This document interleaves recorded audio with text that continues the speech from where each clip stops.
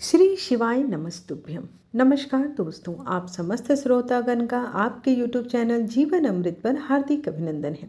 आज आप रसपान करेंगे शिव महापुराण का 14वां अध्याय। इसके पहले की कथा का रसपान करने के लिए आप सबका बहुत बहुत धन्यवाद। आप सभी से केवल एक ही अनुरोध है कि कथा का श्रवण हमेशा संपूर्ण करें ताकि आपको इससे कोई लाभ मिल सके, और दिल से कमेंट बॉक्स में हर हर महादेव लिखकर एक सकारात्मक ऊर्जा का आदान प्रदान अवश्य करें। आज की वीडियो में सुनिए शिव महापुराण की आगे की कथा। आज की वीडियो बहुत ही महत्वपूर्ण है क्योंकि आज शिव और पार्वती जी के विवाह का वर्णन किया जाएगा। तो आइए कथा का आरंभ करने से पहले भगवान भोलेनाथ और माता पार्वती की जयकारा लगाते हैं। प्रेम से बोलो भोलेनाथ की जय, माता पार्वती की जय। ब्रह्मा जी बोले, नारद, जब हिमालय पत्नी मैना को होश आया तब वे बड़ी दुखी हुई और रोने जा रही थी। उनका जोर जोर से दहाड़े मारकर रोना रुकने का नाम ही नहीं ले रहा था। वे रोते हुए अपने पुत्रों पुत्री तथा अपने पति गिरिराज हिमालय सहित देव ऋषि नारद व सप्त ऋषियों की निंदा करते हुए उन्हें कोस रही थी। मैना बोली, हे नारद मुनि, आपने ही हमारे घर में आकर यह कहा था कि शिवा शिव का वरण करेगी। तुम्हारी बातों को मानकर हम सब ने अपनी पुत्री पार्वती को भगवान शिव की तपस्या करने के लिए वनों में भेज दिया। मेरी बेटी ने अपने तप के द्वारा सभी को प्रसन्न कर दिया। उसने ऐसी तपस्या की जो कि बड़े बड़े ऋषि मुनियों के लिए भी कठिन है, परंतु उसकी इतनी पूजा आराधना का यह फल उसे मिला जो कि देखने में भी दुख देने वाला है। इसे देखकर हमें अत्यंत दुख और भय प्राप्त हुआ है। हे भगवान, मैं अब क्या करूं और कहाँ जाऊं? भला कौन मुझे इस असहाय दुख से छुटकारा दिला सकता है? मैं तो किसी को भी अपना मुख दिखाने के योग्य नहीं रही। भला कोई भी अपनी दिव्य कन्या को इस प्रकार के वर से ब्याहेगा? भला कोई इस दिव्य सप्त ऋषि और उनकी वो धूर्त पत्नी अरुंधति अब कहाँ चली गई जो मुझे समझाने आई थी, जिनके वचन के अनुसार ही मैंने इस विवाह के लिए हाँ किया था? यदि वे मेरे सामने आ जाएं तो मैं उन ऋषियों की दाढ़ी मूछ नोच लूं। मैं तो पूरी तरह से बर्बाद हो गई। यह कहकर देवी मैना अपनी पुत्री पार्वती से बोली, तूने हमसे कौन से जन्म का बदला लिया है? तूने यह क्या कार्य कर दिया जो तेरे माता पिता के लिए अत्यंत दुख का कारण बन गया है? इस प्रकार मैना पार्वती को खूब खरी खोटी सुनाने लगी। वे कहने लगी कि ना समझ, तूने सोने के बदले कांच खरीद लिया है।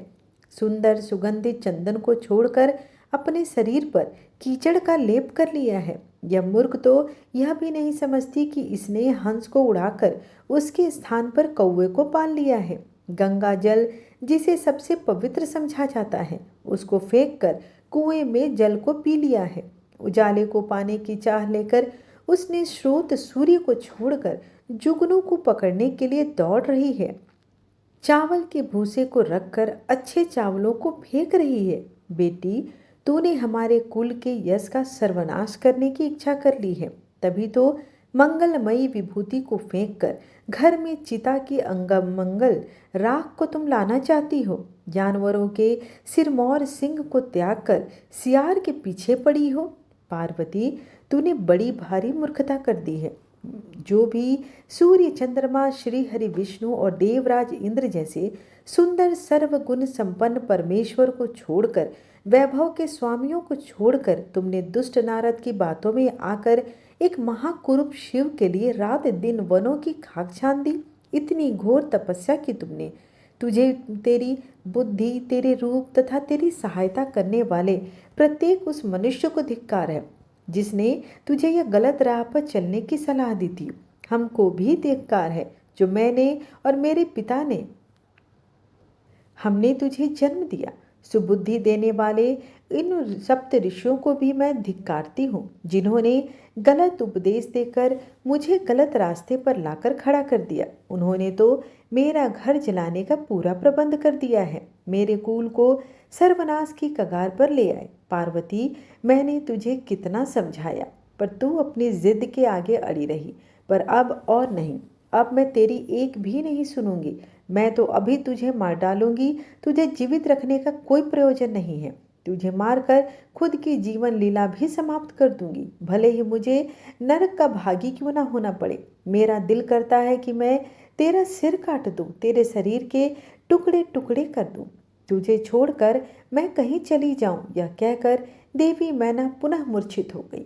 तब उस समय उनकी ऐसी हालत देखकर सभी देवता उन्हें समझाने के लिए उनके पास गए। सबसे पहले मैं ब्रह्मा उनके पास गया। तब वह मुझे वहां देखकर, नारद तुमने कहा, देवी आपको इस बात का ज्ञान नहीं है कि शिव जी बहुत सुंदर हैं। अभी तुमने उनका सही स्वरूप देखा ही कहाँ है। अभी जो कुछ आपने देखा है यह उनकी लीला मात्र है। देवी आप अपने क्रोध को त्याग दें और स्वस्थ होकर शुद्ध हृदय से विवाह का कार्य आरंभ करें। इतना सुनना था कि मैना के क्रोध की अग्नि और भी जल उठी। वे बोली, दुष्ट नारद, यहाँ से इसी समय चले जाओ। तू दुष्टों का भी दुष्ट और नीच है। तू मेरे सामने भूल कर भी मत आना। इसी समय यहाँ से निकल जाओ। मैं तुम्हारी सूरत नहीं देखना चाहती और ना ही तुम्हारी कोई बात सुनना चाहती हूँ। मैना के ये वचन सुनकर इंद्र आदि देवता दौड़कर वहां चले आए और बोले, हे पितरों की कन्या मैना, भगवान शिव तो इस समस्त चराचर जगत के स्वामी हैं। वे तो सबको सुख प्रदान करने वाले हैं और सबकी मनोवांछित वर को फल को भी देने वाले हैं। वे तो भक्त वत्सल हैं और सदा ही अपने भक्तों के अधीन रहते हैं। आपकी पुत्री ने तो कठिन तप करके भगवान शिव को प्रसन्न किया है तथा वरदान स्वरूप में उनको पति रूप में वर प्राप्त हुआ है। तभी वो आज वे अपने दिए हुए वचन को पूरा करने के लिए उनका पानी ग्रहण करने के लिए यहाँ पधारे हैं। यह सुनकर मैना और अधिक रोने लगी और बोली, शिव तो बहुत भयंकर है। मैं अपनी पुत्री पार्वती कदापि उन्हें नहीं दूंगी। आप सब देवता क्यों ये षड्यंत्र रच रहे हैं? आप मेरी प्राण प्रिय फूलों के समान कोमल पुत्री को क्यों इन भूत प्रेतों के हवाले करना चाहते हैं? इस प्रकार देवी मैना सब देवताओं पर क्रोधित होकर उन्हें फटकारने लगी। अब वशिष्ठ आदि सप्त ऋषियों ने देवी मैना के इस प्रकार के वचन तो सुने, तो वे भी मैना को समझाने के लिए उनके निकट आ गए। तब वे बोले, हे पितरों की कन्या मैना, हम तो तुम्हारा कार्य सिद्ध करने के लिए यहाँ आए हैं। भगवान शिव का दर्शन तो सभी पापों का नाश करने वाला है और यहाँ तो वे स्वयं आपके घर पधारे हैं। इस बात को सुनकर भी देवी मैना को कोई संतोष नहीं हुआ। वो हमेशा रोती गई और उनका क्रोध शांत होने का नाम नहीं ले रहा था। उन्होंने फिर कहा, मैं पार्वती के टुकड़े टुकड़े कर दूंगी, परंतु उसको शिव के साथ नहीं भेजूंगी। दूसरी ओर देवी मैना के इस व्यवहार से चारों ओर हाहाकार मच गया। जब शैलराज हिमालय को मैना के इस व्यवहार की सूचना मिली तो वे तुरंत दौड़ते हुए अपनी पत्नी के पास जा पहुंचे। जब शैलराज हिमालय को मैना के इस व्यवहार की सूचना मिली तो वे तुरंत दौड़ते हुए अपनी पत्नी के पास आए और बोले, हे प्रिय, तुम इतनी क्रोधित क्यों हो रही हो? देखो हमारे घर में कौन कौन से महात्मा पधारे हैं और तुम इनका अपमान कर रही हो। तुम भगवान शंकर के भयानक रूप को देखकर भयभीत हो गई हो। हे देवी, इस मंगलमय रूप में का तुम भी दर्शन करो और अपने भय को छोड़ दो। विवाह के शुभ कार्यों में शुभारंभ करो। अपने हठ को छोड़ो और क्रोध का त्याग करके शिव पार्वती के मंगल कार्य को संपन्न होने दो। देवी, तुम जानती हो कि भगवान शिव अनुपम लीलाएं करते हैं। यह भी उनकी लीला का ही एक भाग है। अतः तुम अपने मन के डर को दूर करके यथाशीघ्र पूर्ववत कार्य करो। शैलराज हिमालय के ये वचन सुनकर उनकी पत्नी मैना अत्यंत क्रोधित हो गई और बोली, हे स्वामी, आप ऐसा करिए कि पार्वती के गले में रस्सी बांधकर उसे पर्वत से नीचे गिरा दीजिए या फिर उसे समुद्र में डुबो दीजिए। चाहे कुछ भी करके उसकी जीवन लीला समाप्त कर दीजिए। मैं आपको कुछ नहीं कहूँगी, परंतु मैं पार्वती का हाथ किसी भी परिस्थिति में शिव को नहीं सौंपूंगी। यदि फिर भी आपने हठपूर्वक पार्वती का विवाह शिव से करने की ठान ली तो मैं अपने प्राणों को त्याग दूंगी। अपनी माता मैना के ऐसे वचन सुनकर पार्वती उनके करीब आकर बोली, माता, आप तो ज्ञान की प्रतिमूर्ति हैं। आप सदा ही धर्म के पथ पर अनुसरण करने वाली है। भला आज ऐसा क्या हो गया जो आप धर्म के मार्ग से विमुख हो रही हैं? हे माता, महादेव जी तो देवों के देव हैं, वे निर्गुण निराकार हैं, वे तो परम ब्रह्म परमात्मा हैं और वे सबके सर्वेश्वर हैं। वे तो इस संसार की उत्पत्ति के आधार हैं। भगवान शिव भक्त वत्सल हैं एवं अपने भक्तों को सदैव सुख प्रदान करने वाले हैं। भगवान शिव सब अनुष्ठानों के अधिष्ठाता भी हैं। वे ही सबके कर्ता हर्ता और स्वामी हैं। ब्रह्मा विष्णु भी सदा उन्हीं के सेवा में तत्पर रहते हैं। हे माता, आपको तो इस बात का गर्व होना चाहिए कि आपकी पुत्री का हाथ मांगने के लिए स्वयं भगवान शिव आपके दरवाजे पर पधारे हैं। अतः आप बेकार की बातों को छोड़कर उत्तम कार्य करो। मुझे भगवान शिव के हाथों में सौंपकर अपने जीवन को सफल कर लो। माता, मेरी छोटी सी विनती स्वीकार कर लो और मुझे भगवान शिव के चरणों में उनकी सेवा के लिए समर्पित कर दो। माँ, मैंने मन वाणी और क्रम वचन से भगवान शिव को ही अपने पति के रूप में माना है। अब मैं किसी और का वर्णन नहीं कर सकती। मैं सिर्फ और सिर्फ महादेव जी का ही स्मरण करती हूँ। उन्हें पति के रूप में पाने की इच्छा को लेकर ही मैंने इतनी बड़ी तपस्या की है। भला आज मैं कैसे अपने वचन से पीछे हट जाऊं? पार्वती जी के कहने के बाद वचनों को सुनकर मैना क्रोध के आधिक्य पर पहुंच गई और उन्हें डांटने तथा बुरे वचन कहने लगी। मैना रोती जा रही थी। मैना और वहां उपस्थित सभी महानतम सिद्धों ने देवी मैना को समझाने का बहुत प्रयत्न किया, परंतु सब निरर्थक सिद्ध हुआ। वे किसी भी स्थिति में समझने को तैयार नहीं थी। तभी उनके हठ की बातें सुनकर परम शिव भक्त भगवान श्री हरि विष्णु वहां पहुंचे और बोले, हे पितरों की मानसी पुत्री एवं शैलराज, हिमालय की पत्नी मैना, आप ब्रह्मा जी के कुल से संबंधित हैं। इसी कारण आपका सीधा संबंध धर्म से है। आप धर्म की आधारशिला हैं, फिर भला कैसे धर्म का त्याग कर सकती हैं? इस प्रकार हठ करना आपको शोभा नहीं देता। स्वयं सोचिए, भला सभी देवता, ऋषि, मुनि, स्वयं ब्रह्मा जी और मैं आपसे असत्य वचन क्यों कहेंगे? भगवान शिव निर्गुण और सगुण दोनों ही हैं। वे कुरूप हैं तो स्वरूप भी वही है और उनकी पूजन होती है। वे ही सज्जनों की गति है। मूल प्रकृति रूपी देवी एवं पुरुषोत्तम का निर्माण भगवान शिव ने ही किया है।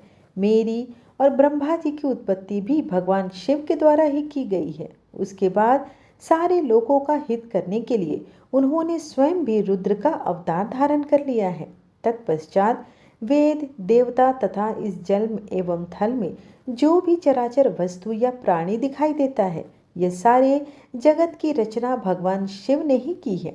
हे देवी, कोई भी उनके रूप को नहीं जानता और न ही जान सकता है। यहाँ तक कि मैं और ब्रह्मा जी भी उनकी समस्त लीलाओं को आज तक नहीं जान पाए। इस संसार में जो कुछ भी विद्यमान है वह भगवान शिव का ही स्वरूप है। यह तो भगवान शिव की ही माया है जो वे स्वयं आपको अपना रूप इस प्रकार से दिखा रहे हैं। हे देवी, आप सब कुछ भूलकर सच्चे मन से शिव जी का स्मरण करके उनके चरणों में अपना ध्यान लगाए। आपके सारे दुख और कलेश मिट जाएंगे और आपको परम आनंद की प्राप्ति होगी। श्री हरि विष्णु द्वारा जब मैना को इस प्रकार समझाया गया तो देवी मैना का क्रोध कुछ हद तक शांत हुआ। वस्तुतः शिव जी की माया से मोहित होने के कारण ही वे यह सब कर रही थी। कुछ शांत होने पर उन्होंने कुछ देर मन में विचार किया। तत्पश्चात मैना श्री हरि विष्णु जी से बोली, प्रभु, मैं आपकी हर बात समझ गई हूँ। मैं यह भी जानती हूँ कि भगवान शिव सर्वेश्वर हैं और इस जगत के कण कण में व्याप्त हैं। मैं आपकी इच्छा अनुसार भगवान शिव को अपनी पुत्री सौंप सकती हूँ, पर मेरी भी एक शर्त है। तब विष्णु जी के आग्रह करने पर देवी मैना ने कहा, यदि महादेव जी सुंदर शरीर धारण कर ले तो मैं सहस्र ही अपनी पुत्री पार्वती का विवाह उनसे कर दूंगी। ऐसा कहकर देवी मैना चुप हो गई। धन्य है भक्त वत्सल त्रिलोकीनाथ भगवान शिव की माया जो सबको मोह में डालने वाली है। ब्रह्मा जी बोले, हे नारद, उस समय जब देवी मैना ने विष्णु जी के सामने इस प्रकार की शर्त रखी, तब मैंने तुमको भगवान शिव के पास जाने का आदेश दिया। तुमने वहां जाकर उनकी स्तुति की और उन्हें संतुष्ट किया। तब तुम्हारी बात मानकर तथा देवताओं का कार्य सिद्ध करने की इच्छा से भगवान शिव ने प्रसन्नता पूर्वक अद्भुत, उत्तम और दिव्य रूप धारण कर लिया। उस समय भगवान शिव कामदेव से भी अधिक रूपवान लग रहे थे। उनके सुंदर रूप लावण्य को देखकर तुम प्रसन्न होते हुए तुरंत देवी मैना के पास गए और उन्हें यह शुभ समाचार देने के लिए आए। वहां पहुंचकर देवी मैना बैठी हुई थी। उन्हें देखकर तुम बोले, हे शैलराज की पत्नी और पार्वती माता, आप चलकर स्वयं भगवान शिव के सुंदर और मनोहारी रूप का दर्शन करें। यह समाचार पाकर देवी मैना की प्रसन्नता की कोई सीमा न रही। वे आपको अपने साथ लेकर भगवान शिव के दर्शन के लिए गई। वहां पहुंचकर मैना ने भगवान शिव के परम आनंददायक सुंदर रूप के दर्शन किए। शिव जी का मुखारविंद करोड़ों सूर्यों के तेज के समान था, सुंदर एवं दिव्य अलौकिक लग रहा था। उनके विशाल मस्तक पर चंद्रमा शोभा पा रहे थे। सूर्य ने उनके सिर पर छत्र धारण कर रखा था और भगवान शिव प्रसन्न मुद्रा में थे। वे ललित लावण्य से युक्त मनोहर गौर वर्ण चंद्रलेखा से अलंकृत बिजली की भांति चमक रहे थे। विष्णु सहित सभी देवता एवं ऋषि मुनि उनकी प्रेम पूर्वक सेवा कर रहे थे। उनके शरीर पर दिव्य अलौकिक सुंदर वस्त्र व आभूषण शोभा पा रहे थे। गंगा और यमुना चंवर झुला रही थी और अणिमा आदि 8 सिद्धियां मुग्ध होकर नाच गा रही थी। इस प्रकार भगवान शंकर के दिव्य सुंदर रूप धारण करके बारात लेकर हिमालय के घर की ओर आ रहे थे। उनके साथ साथ मैं विष्णु जी तथा देवराज इंद्र भी विभूषित होकर चल रहे थे। उनके पीछे पीछे सुंदर एवं अनेकों रूप वाले गण सिद्ध मुनि व समस्त देवता जय जयकार करते हुए चल रहे थे। समस्त देवता इस विवाह को देखने के लिए बहुत ही उत्साहित थे और सपरिवार शिव जी के विवाह में सम्मिलित होने आए थे। विश्वसु आदि गंधर्व व सुंदर अप्सराएं भगवान शिव के यश का गान करते हुए चल रहे थे। भगवान शिव के गिरिराज हिमालय के द्वार पर पधारते ही वहां महान उत्सव होने लगा। उस समय महादेव जी की शोभा अद्भुत व निराली थी। उनका सुंदर विलक्षण रूप देखकर पल भर के लिए मैना चित्रलिखित सी होकर रह गई। फिर प्रसन्नता पूर्वक बोली, हे देवादि देव महेश्वर शिव जी, मेरी पुत्री पार्वती धन्य है जिसने घोर तपस्या करके आपको प्रसन्न किया। मेरा सौभाग्य है कि परम कल्याणकारी भगवान सदाशिव आज मेरे घर पधारे हैं। भगवान, मैं अक्षम्य अपराध कर बैठी हूँ। मैंने आपकी बहुत ही निंदा की है। हे प्रभु, मैं आपसे सत सत हाथ जोड़कर क्षमा याचना करती हूँ। कृपा कर मेरी भूल को क्षमा करें और मुझ पर प्रसन्न हो जाइए। इस प्रकार भगवान शिव की स्तुति बारंबार करती हुई शैलप्रिया मैना लज्जित होते हुए नतमस्तक हो गई। उस समय पूर्ववासिनी स्त्रियां सभी घर के कामों को छोड़कर बाहर आकर भगवान शिव के दर्शन की लालसा लेकर उन्हें देखने का प्रयत्न करने लगी। चक्की पीसने वाली ने चक्की छोड़ दी। पति की सेवा में लगी हुई पत्नी पति की सेवा छोड़कर भाग गई। कोई कोई तो दूध पीते हुए बच्चे को छोड़कर भाग गई। इस प्रकार सभी अपने अपने आवश्यक कार्यों को छोड़कर भगवान शिव के दर्शन के लिए दौड़ आई थी। भगवान शिव के मनोहर रूप के दर्शन करके सब मोहित हो गई। तब सहस्र शिव जी की सुंदर मूर्ति को अपने मन में मंदिर की तरह धारण करके वे बोली, सखियों, हम सब सौभाग्यशाली हैं। हिमालय नगरी में रहने वाले नर नारियों के नेत्र आज भगवान शिव के दिव्य स्वरूप का दर्शन करके सफल हो गए। आज निश्चय ही हमने संसार की हर वस्तु को प्राप्त कर लिया है। शिव स्वरूप का दर्शन करने मात्र से ही हमारे समस्त पाप नष्ट हो गए हैं। उनकी छवि सर्वथा सभी कलेशों को दूर करने के लिए ही बनी है। आज उन्हें साक्षात अपने सामने देखकर हमारा जीवन कृतार्थ हो गया। पार्वती ने उत्तम तपस्या द्वारा भगवान शिव को पाकर अपने साथ साथ हम सभी के जीवन का कल्याण कर दिया। हे पार्वती, तुम निश्चय ही धन्य हो। तुम परम ब्रह्म परमेश्वर भगवान शिव की अर्धांगिनी बनकर इस जगत को सुशोभित करोगी। यदि विधाता पार्वती शिव का इस प्रकार मेल न कराते तो निश्चय ही उनका सारा परिश्रम निष्फल हो जाता। आज शिव और शिवा की इस युगल जोड़ी को देखकर हमारे सारे कार्य सार्थक हो गए। आज वाकई में हम सभी ने उत्तम दर्शनों से धन्य हो गए। इस प्रकार कहकर वे सभी स्त्रियां उन पर अक्षत, कुमकुम, चंदन और पुष्पों की वर्षा करने लगी। वे सभी स्त्रियां देवी मैना के पास खड़ी होकर उनके भाग्य की सराहना करने लगी। उनके मुख से इस प्रकार शुभ व मंगलकारी बातें सुनकर सभी देवताओं का मन हर्षित हो गया। ब्रह्मा जी बोले, नारद, भगवान शिव सबको आनंदित करते हुए प्रसन्नता पूर्वक अपने गणों, देवताओं, सिद्ध मुनियों तथा अन्य लोगों के साथ गिरिराज हिमालय के धाम में गए। हिमालय की पत्नी मैना भी अंदर से शिव जी की आरती उतारने के लिए सुंदर दीपकों से सजी हुई थाली लेकर बाहर आई। उस समय उनके साथ ऋषि पत्नियां तथा अन्य स्त्रियां भी मौजूद थी। भगवान शिव का वह मनोहर रूप चारों ओर एक से चांदनी बिखेर रहा था। उनकी शोभा करोड़ों कामदेवों के समान थी। उनके प्रसन्न मुखारविंद पर 3 नेत्र सुशोभित हो रहे थे। अंग कांति चंपा के समान थी और शरीर पर वस्त्र सुंदर और आभूषण उनके व्यक्तित्व में 4 चांद लगा रहे थे। उनके मस्तक पर सुंदर चंद्र मुकुट लगा था। गले में हार तथा हाथों में कड़े तथा बाजूबंद उनकी शोभा बढ़ा रहे थे। चंदन, कस्तूरी, कुमकुम और अक्षत से उनका शरीर विभूषित था। उनका यह रूप दिव्य और अलौकिक था, जो अनायास ही सबको अपनी ओर आकर्षित कर रहा था। उनका मुख अनेकों चंद्रमाओं की चांदनी के समान उज्ज्वल और शीतलता को प्रदान करने वाला था। ऐसे परम सुंदर और मनोहर रूप वाले दामाद को पाकर हिमालय पत्नी मैना की सभी चिंताएं दूर हो गई। वे आनंद मग्न होकर अपने भाग्य को सराहते हुए शिव जी को दामाद बनाकर स्वयं को कृतार्थ मानने लगी और अपनी पुत्री पार्वती, अपने पति हिमालय तथा अपने कुल को धन्य समझने लगी। उस समय प्रसन्नता पूर्वक वे शिव जी की आरती उतारने लगी। आरती उतारते हुए देवी मैना सोच रही थी कि जैसा पार्वती ने महादेव जी के बारे में बताया था, ये उसके भी अधिक सुंदर हैं। इनका रूप लावण्य तो चित्त को प्रसन्नता देने वाला है तथा समस्त पापों और दुखों का नाश करने वाला भी।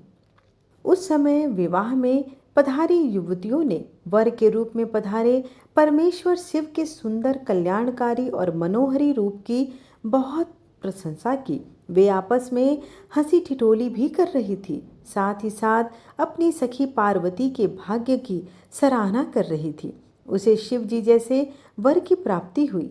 वे मैना से कहने लगी, हमने तो इतना सुंदर वर आज तक नहीं देखा। पार्वती तो धन्य है जो उसे ऐसा पति प्राप्त हुआ है। भगवान शिव के सुंदर मनोहरी रूप के दर्शन करके सब देवताओं सहित ऋषि मुनि बहुत प्रसन्न हुए। गंधर्व भगवान शिव के यश का गान करने लगे तथा अप्सराएं प्रसन्न होकर नृत्य करने लगी। उस समय गिरिराज हिमालय के यहाँ आनंद ही आनंद पसरा था। हिमालय ने आदरपूर्वक मंगलाचार किया और मैना सहित वहां उपस्थित सभी नारियों ने वर का परछन किया तथा घर के भीतर आ गई। तत्पश्चात महादेव जी व उनके साथ बारात में पधारे हुए सभी महानुभाव जनवासे में चले गए। तत्पश्चात साक्षात दुर्गा का अवतार देवी पार्वती कुल देवी की पूजा करने के लिए अपने कुल की स्त्रियों सहित अपने अंतःपुर से बाहर आई। वहां जिसकी दृष्टि भी पार्वती पर पड़ी वह उन्हें देखता ही रह गया। पार्वती की अंग कांति नील अंजन के समान थी। उनके लंबे, घने और काले केस सुंदर चोटी में गुथे हुए थे। मस्तक पर कस्तूरी की बेदी के साथ सिंदूरी बिंदी उनके रूप लावण्य को बढ़ा रही थी। उनके गले में अनेक सुंदर रत्नों से जड़े हार शोभा पा रहे थे। सुंदर रत्नों से बने केयूर, वलय और कंकण उनकी भुजाओं को विभूषित कर रहे थे। रत्नों से जड़े कानों के कुंडल दमकती शोभा से उनके गालों पर अनुपम छवि बना रहे थे। उनके मोती के समान सुंदर एवं सफेद दांत अनार के दानों की भांति चमक रहे थे। उनके होठ मधु से भरे विपल की तरह लाल थे। महावर पैरों की शोभा में वृद्धि कर रही थी। उनके अंगों में चंदन, अगर, कस्तूरी और कुमकुम का अंगराग लगा हुआ था। पैरों में पड़ी पाजेब से निकली घुंघरुओं की आवाज़ कानों में मधुरता घोल रही थी। उनकी इस मंत्र मुग्ध छवि को देखकर सभी देवता और ऋषिगण नतमस्तक होकर उन जगत जननी पार्वती को प्रणाम करने लगे। उस समय भगवान शिव भी उनके इस अनुपम सौंदर्य को कनखियों से देखकर हर्ष का अनुभव कर रहे थे। पार्वती के अनुपम रूप को देखकर शिव जी ने अपनी विरह की वेदना को त्याग दिया। पार्वती के रूप ने उनको मोहित कर दिया था। इधर पार्वती ने कुल देवताओं की प्रसन्नता के लिए उनका विधि विधान से पूजन किया। तत्पश्चात वे अपनी सखियों और ब्राह्मण पत्नियों के साथ पुनः महल को लौट आईं। उधर मैं, विष्णु जी और भगवान शिव भी अपने अपने स्थान पर ठहर गए। वर वधू द्वारा एक दूसरे का पूजन किया गया। ब्रह्मा जी बोले, हे नारद, गिरिराज हिमालय ने उत्साहपूर्वक वेद मंत्रों द्वारा पार्वती और शिव जी को उपस्नान करवाया। तत्पश्चात वैदिक और लौकिक आचार रीति का पालन करते हुए भगवान शिव द्वारा लाए गए वस्त्रों एवं आभूषणों से गिरिजा नंदिनी देवी पार्वती को सजाया गया। पार्वती की सखियों और वहां उपस्थित ब्राह्मण पत्नियों ने पार्वती को उन सुंदर वस्त्रों में एवं सुंदर रत्न जड़ित आभूषणों से अलंकृत देखा। श्रृंगार करने के उपरांत तीनों लोकों की जननी महाशैल पुत्री देवी शिवा अपने हृदय में महादेव जी का ही ध्यान कर रही थी। उस समय उनका मुखमंडल चंद्रमा की चांदनी के समान सुंदर व दिव्य लग रहा था। हिमालय नगरी में चारों ओर महोत्सव होने लगा। लोगों की प्रसन्नता और उल्लास देखते ही बनती थी। उस समय वहां हिमालय के शास्त्रोक्त रीति से लोगों को बहुत दान दिया और अन्य वस्तुएं भी बांटी। गिरिराज हिमालय के राजपुरोहित मुनि गर्ग जी ने हिमालय से कहा कि हे पर्वतराज, लगन का समय हो रहा है। आप भगवान शिव तथा अन्य सभी भारतीयों को यथाशीघ्र यहाँ बुला लें। तब शैलराज के मंत्री सब देवताओं सहित भगवान शिव को बुलाने के लिए जनवासे में गए और उन्हें जल्दी विवाह के लिए पधारने को कहा। उन्होंने शिव जी से कहा, हे प्रभु, कन्यादान का समय नजदीक आ चुका है। वर और कन्या को पंडित जी मंडप में बुला रहे हैं। तब भगवान सुंदर वस्त्र आभूषणों से सुसज्जित होकर अपने वाहन नंदी पर बैठकर सब देवताओं और ऋषि मुनियों के साथ मंडप की ओर चल दिए। साथ ही उनके गण भी अपने स्वामी भगवान शिव की जय जयकार करते हुए मंडप में चले गए। शिव जी के मस्तक पर छत्र था और चारों ओर चवर डुलाया जा रहा था। महान उत्सव हो रहा था। शंख, भेरी, पटह, आनक, गोमुख बजाए जा रहे थे। अप्सराएं नृत्य कर रही थी। चारों दिशाओं में मानो एक हर्षो उल्लास सा भर गया था। सभी देवी देवता ऋषि मुनि पुष्पों की वर्षा कर रहे थे। इस प्रकार महादेव जी सुशोभित होकर यज्ञ के मंडप पर पहुंचे। मंडप के द्वार पर उनकी प्रतीक्षा कर रहे पर्वतों ने आदरपूर्वक उन्हें नंदी पर से उतारा और भीतर लेकर गए। शैलराज हिमालय ने भक्ति पूर्वक उन्हें नमस्कार किया और विधि विधान के अनुसार उनकी आरती उतारी। उन्होंने भगवान श्री हरि विष्णु, मुझे तथा सदाशिव को पाद्य अर्घ्य दिया और सुंदर उत्तम आसनों पर हमें बैठाया। तत्पश्चात शैलराज प्रिया देवी मैना ब्राह्मण स्त्रुओं और पूर्वासिनियों के साथ वहां पधारी। उन्होंने अपने दामाद भगवान शिव की आरती उतारी और उनका मधुपर्क से पूजन किया तथा सारे मंगलमय कार्य संपन्न किए। तत्पश्चात शैलराज हिमालय मुझे, विष्णु जी व भगवान शिव को साथ लेकर उस स्थान पर गए जहाँ देवी पार्वती वेदी के ऊपर बैठी हुई थी। तब वहाँ बैठे सभी ऋषि मुनि, समस्त देवता व अन्य शिवगण उत्सुकता से शिव पार्वती के लगन की प्रतीक्षा करने लगे। हिमालय के कुल गुरु श्री गर्ग जी ने पार्वती जी की अंजलि में चावल भरकर शिव जी के ऊपर अक्षत डाले। तत्पश्चात पार्वती जी ने दही, अक्षत, कुश और जल से आदर पूर्वक भगवान शिव का पूजन किया। पूजन करते समय प्रसन्नता पूर्वक पार्वती भगवान शिव के दिव्य स्वरूप को ही देख रही थी। पार्वती जी के अपने वर शिव जी का पूजन कर लेने के पश्चात गर्ग मुनि ने कथानुसार महादेव जी ने अपनी वधू होने जा रही देवी पार्वती का पूजन किया। इस प्रकार एक दूसरे का पूजन करने के पश्चात वर वधू शिव और पार्वती वही वेदी पर बैठ गए। उनकी छवि अत्यंत प्यारी लग रही थी। दोनों वहाँ शोभा पा रहे थे। तब लक्ष्मी आदि सभी देवियों ने उनकी आरती उतारी। ब्रह्मा जी बोले, हे नारद, गर्ग मुनि की आज्ञा के अनुसार शैलराज हिमालय ने कन्यादान की रस्मों को निभाना शुरू किया। शैलराज प्रिया मैना जी सुंदर वस्त्र आभूषणों से सुसज्जित होकर हिमालय के दाहिने भाग में बैठी हुई थी। शैलराज हिमालय ने भगवान शिव का वाद्य से पूजन करने के पश्चात सुंदर वस्त्रों आभूषणों एवं चंदन से उन्हें अलंकृत किया तथा ब्राह्मणों से बोले कि हे ब्राह्मणों, अब आप कन्यादान हेतु संकल्प कराइए। तब श्रेष्ठ मुनिगण सहस्र संकल्प पढ़ने लगे। तब गिरिश्रेष्ठ हिमालय ने आदर पूर्वक वर रूप में विराजमान भगवान शिव से पूछा, हे शिव शंकर, विधि विधान से पार्वती का पाणी ग्रहण करने हेतु आप अपने कुल का परिचय दें। आप अपना गोत्र, प्रवर, कुल नाम, वेद शाखा सब कुछ ब्राह्मणों को बता दें। गिरिराज का यह प्रश्न सुनकर भगवान शंकर गंभीर होकर सोचने लगे। सब देवताओं, ऋषि मुनियों ने जब भगवान शिव को इस प्रकार चुप देखा तो वे इस संबंध में कुछ भी उत्तर नहीं दे पा रहे थे और शांत थे। तब यह देखकर कन्या पक्ष के कुछ लोग उन पर हंसने लगे। नारद, यह देखकर तुम तत्काल पार्वती के पिता शैलराज के पास पहुँचे और बोले, हे पर्वतराज, आप भगवान शिव से उनका गोत्र पूछकर बहुत बड़ी मूर्खता कर रहे हैं। उनका कुल, गोत्र आदि तो ब्रह्मा, विष्णु आदि भी नहीं जानते और भला कोई और कैसे जान सकता है। भगवान शिव तो निर्गुण और निराकार है। वे परम ब्रह्म हैं, परमेश्वर हैं। वे निर्विकार, मायाधारी एवं परातत्व हैं। वे तो स्वतंत्र परमेश्वर हैं जिनका कुल, गोत्र आदि से कुछ भी लेना देना नहीं है। ये सब तो मनुष्यों के द्वारा निर्मित आडंबर मात्र है। शिव जी तो अपनी इच्छा के अनुसार के रूप और अवतार धारण करने वाले हैं। यह तो पार्वती के द्वारा किए हुए उग्र तप का प्रभाव है, जिसके कारण आप शिव जी के साक्षात स्वरूप के दर्शन कर पा रहे हैं।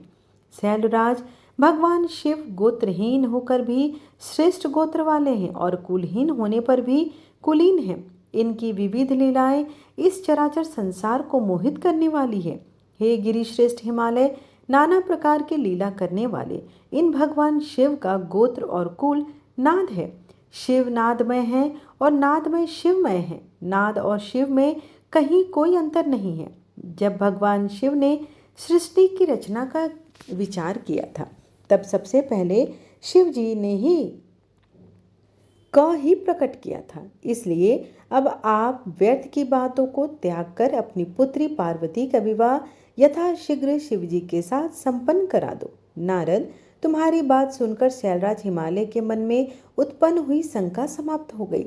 तब हम सभी देवताओं ने तुम्हें धन्यवाद दिया और तुमने इस विषम परिस्थिति को बहुत ही बुद्धिमानी से संभाला। यह सब जानकर वहां उपस्थित सभी विद्वान प्रसन्नता पूर्वक बोले, हमारे अहोभाग्य हैं जो आज हमने इस जगत को प्रकट करने वाले आत्मबोध स्वरूप स्वतंत्र परमेश्वर, नित्य कई लीलाएं रचने वाले भगवान शिव के दर्शन किए। आपके दर्शनों से समस्त पापों से मुक्ति मिल जाती है। इस प्रकार सब मिलकर भगवान शिव की जय जयकार करने लगे। तब वहां उपस्थित मेरु आदि अनेक पर्वतों ने शैलराज हिमालय से कहा कि हे पर्वतराज, अब आप व्यर्थ का विलंब क्यों कर रहे हैं? जल्दी से अपनी कन्या पार्वती को दान करें।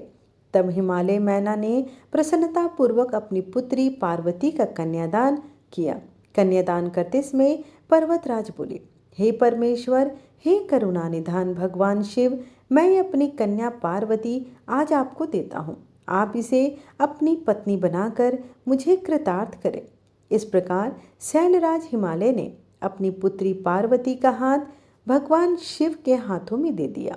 तब सदाशिव ने वेद मंत्रों के वचनों के अनुसार मंत्रों को बोलते हुए देवी पार्वती का हाथ लेकर पृथ्वी का स्पर्श करते हुए लौकिक रीति से उनका पाणी ग्रहण स्वीकार किया। इस प्रकार गिरिराज के कन्यादान करते ही चारों ओर शिव पार्वती की जय जयकार की ध्वनि गूंजने लगी।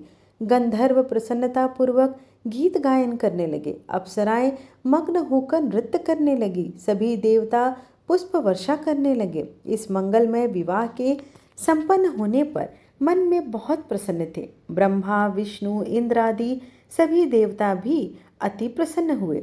उसके बाद शैलराज हिमालय ने भगवान शिव को अनेकों वस्तुएं प्रदान की।